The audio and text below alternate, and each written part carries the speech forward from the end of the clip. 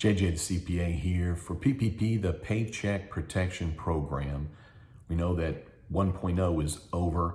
We're in the forgiveness phase of PPP 1.0. I do feel very confident that we are going to get PPP 2.0 because everybody seems to be on board with it. Democrats, Republicans, House, Senate, White House, the president. But I've gotten some really good questions in the recent videos that I've put out related to PPP 1.0 on the forgiveness. And by the way, we have an ice storm going on, power's out. Not even feeling well today, but I've gotten a number of questions on this, so I thought I'd throw this video out. And by the way, if you haven't subscribed, because I always forget to ask, and I only bring it up at the end, but if you haven't subscribed to my YouTube channel, please do, because I'm dropping value right here. I don't believe that PPP 1 has any effect on PPP 2, but that's pure speculation. But I've had some questions of, do you think we should go ahead and file for PPP 1 forgiveness so that it's forgiven so that we can get PPP 2, because will they count it against you, so to speak, if you got PPP 1? I don't think that could be the case at all. And by golly, I hope I'm not wrong on that, because I'm not applying for PPP 1 forgiveness. I have told every single one of my clients to wait to file PPP 1 forgiveness. The reason, though, I think that I feel very confident that PPP 1 wouldn't affect PPP 2 is that it is actually meant for those that simply are having financial hardship still with their small business, or hopefully as the self-employed, and need more funds to keep it going.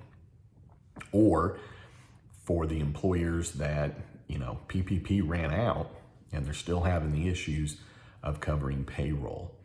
So I do feel like there's going to be a qualifier. I think that's quite evident, because when we look at the HEALS Act that the Republicans tried to pass, as well as then their skinny bill, they had a qualifier in there. Qualifier as in you would need to show that you were financially affected by COVID shutdown, by showing that your gross receipts are down compared to the similar period of time in the prior year. So that's yet to be seen what the qualifier is actually going to be, or if there will be a qualifier, which I think there will be.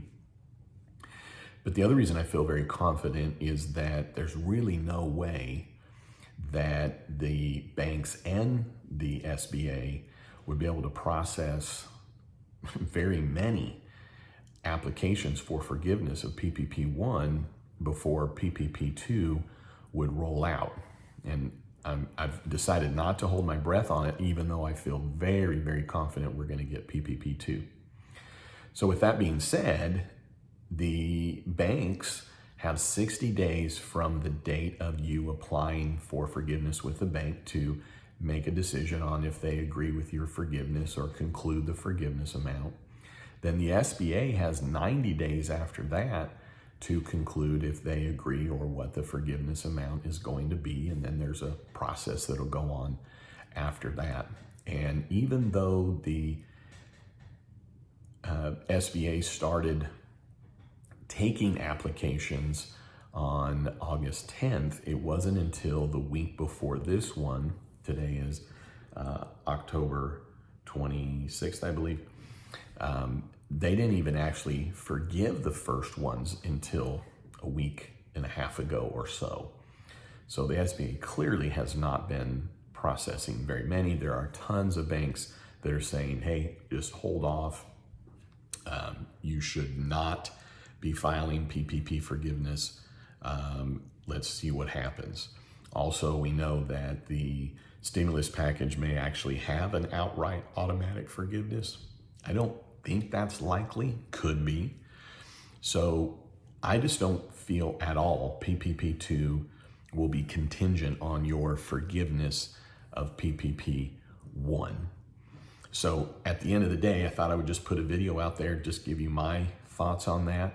If you haven't seen the other videos that I put out here in the last couple of days, basically in short, I feel you should wait to put in your forgiveness, mostly just so that the process with the banks and with the SBA can get to where they've got it down to a well-oiled machine. Also, as the banks and the SBA go through the initial process of forgiveness, they're going to probably come up with more clarifications and shortcuts. We know that there's still a lot of banks quite confused on what needs to be submitted by the self-employed Schedule C filer. So do check out videos that I put out yesterday on the 25th of October, especially for the self-employed, showing that you do have to put in a Schedule C according to SBA and in black and white, and the self-employed cannot have wages. So with all that being said, as a CPA, I'm giving you my best advice in waiting for PPP forgiveness, meaning to put in your application, and my very best hunch that PPP2 will not be contingent on PPP1. I'm like, it better not. It better not. I can't see how in the world it could be that. All right, hey, thanks for tuning in. And if you made it to here and you haven't subscribed, come on, what you waiting for? You know that I'm dropping good value and you'd love to be a subscriber. I would really appreciate it, actually. And turn the notifications on so you know when I'm putting a video out that you can check out what the latest is. All right, hey, thanks for tuning in. And I'd love it if you'd subscribe.